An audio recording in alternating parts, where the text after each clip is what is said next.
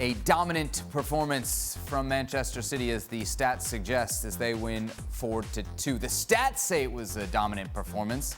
What about our Julien Laruens? He joins us now. What do you think of the citizens today?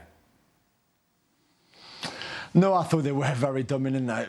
They conceded very early, of course, that Mateta goal that I think took them by surprise, and the John Stones mistake, both losing the ball and also I think in the transition defensively, it was not great.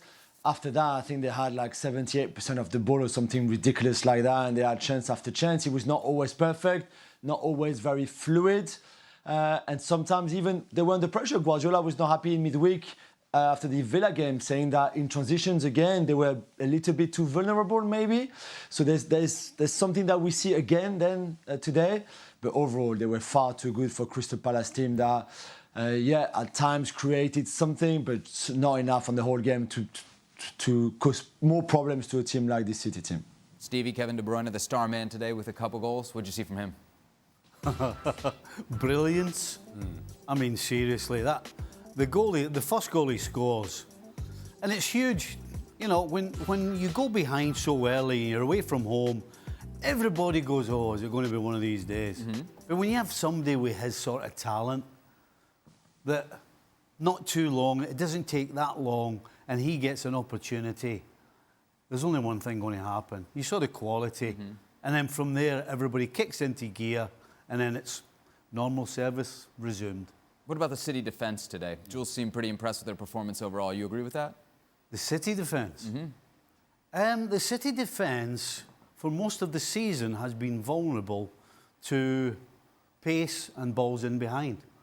And I think a lot of that is to do with them trying to hold the line. When there's no pressure on the ball, you cannot hold the line. You have to just take a couple of steps back and give yourself some room. Instead, they're not doing that. They're trying to be too clever. And they don't have anybody who's going to recover against anybody with pace. And we saw it in the first goal with Mateta. That has been their Achilles heel for me for most of the season.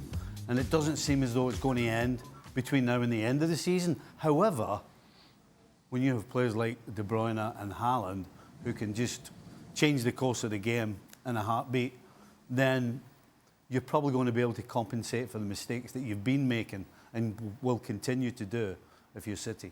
What did you see from City today? Well, obviously, offensively, it's one story, but defensively, it's concerning because we keep having this conversation about Manchester City, and we keep expecting that they're going to get better. With the turn of the new year, they're going to get better defensively because this is what they do. They build momentum. Well, here we are in April, and they're still allowing goals, and much more so than just allowing goals, they're allowing chances to teams that don't really create a whole lot of chances. If you've watched Crystal Palace play, this isn't a team that creates a bunch of chances every game, and yet they had clear opportunities today.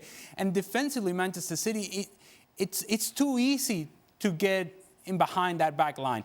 It's too easy to create opportunities against Manchester City. It's too easy to score a second goal. It's too easy to put pressure on Manchester City late in the match. The second goal, and when we talk about the struggles of Manchester City defensively, while it can be a structural and a group issue defensively as to whether they step or drop off, there's also a personal decision and, quite frankly, lack of performance from individuals. Ruben Dias, as the ball is being crossed from the left-hand side, the attacking player, Edouard, started his run to the far post, as you do any striker. You start to the far post and then loop it into the near post. It's a basic move. By the time he went from the far post to the near post, Ruben Dias was now looking, turning like, where'd he go? Where'd he go?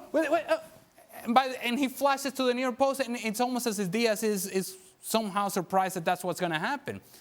And I would say it's just one time. You say, all right, you kind of live with it. You fall asleep because you're winning the game easily.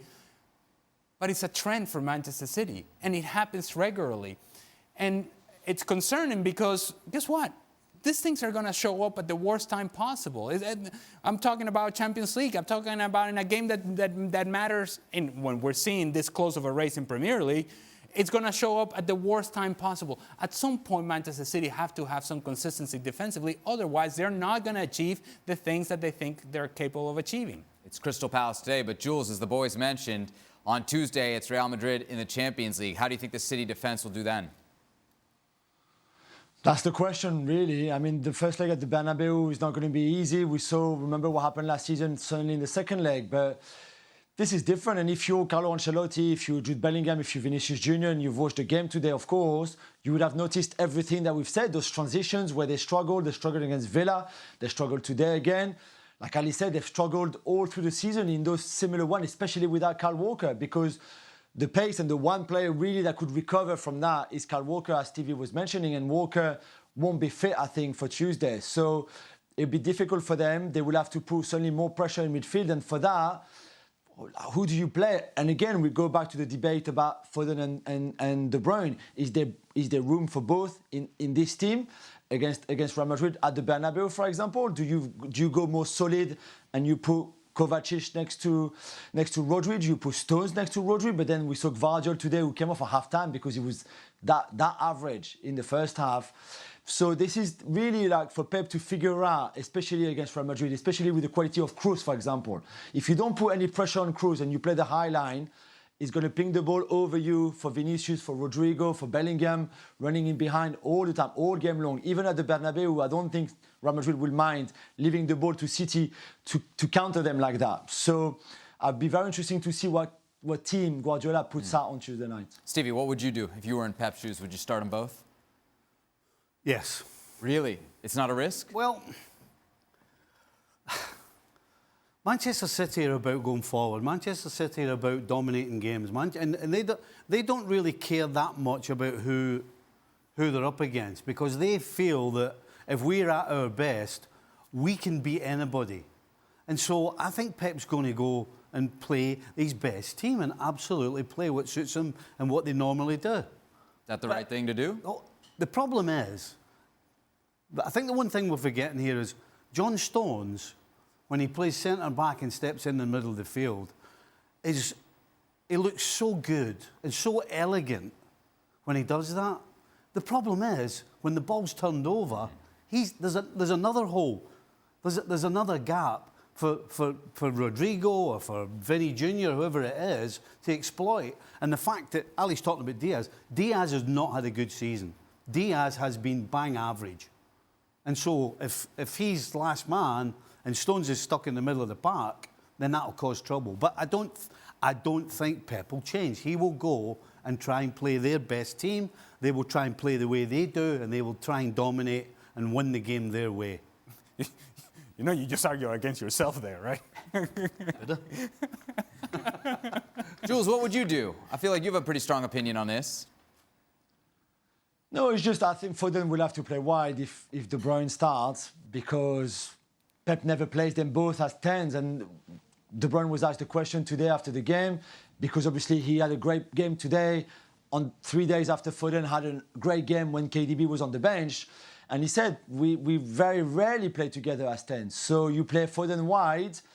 I'm not sure that has the same impact, certainly with the ball or without the ball, than a typical winger, for example, or different options. So I agree with Stevie. I think he will play them both. You can't bench Foden really for a Champions League game like that. Although remember last season, there was no Foden in any start of the game of any knockout stage game. Sorry. So it might do that. You should go solid in midfield. I think for me, Kovacic will start, and you go back to a back four maybe, with Rico Lewis right back or Akanji right back and Gvardiol at left back, Ruben Diaz and Stones in the middle.